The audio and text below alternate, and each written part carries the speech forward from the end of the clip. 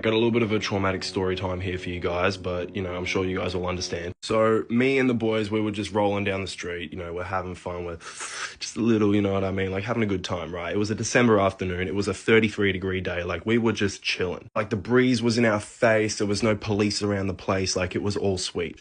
Anyway, we pull up to the lights, right? And there is the finest lady I've ever seen in my life. And I turned and I looked to glance at her. And she notices me too, right? Anyway, so we're kind of like exchanging looks and shit. Like, oh, yeah, she fine. Oh, he fine. Like, you know what I mean? However, I forget that I literally have a fucking in my hand lit at the time. And my hand is out the window, right?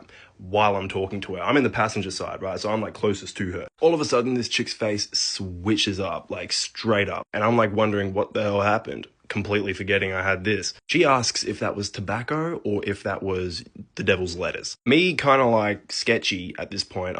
I just didn't answer. She comes charging towards the car because guess what? She's a fucking undercover police cop or off duty or whatever. Anyway, so we speed off, right? We ran this red light. Somehow we got away safe, right? Like it was all sweet. No one got harmed.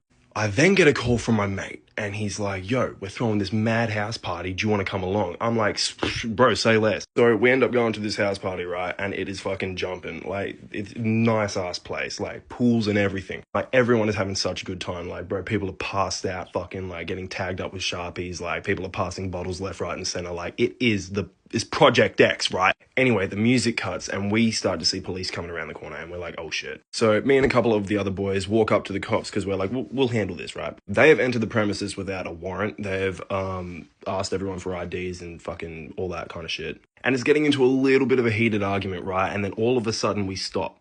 Me and one of the officers stop and we lock eyes and we realize that was the exact same cop that stopped me before, bro. Anyway, so you can imagine how this ends, right? She kind of like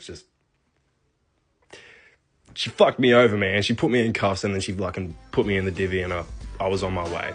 Moral of the story, none of this is true. This is actually just a song that I wrote. And if you guys thought that I told this story pretty well on TikTok, just imagine how I tell it in a song. If you guys want to check it out, check the link in my bio and let me know. Like, comment, do whatever you want, man. Show your appreciation if you did.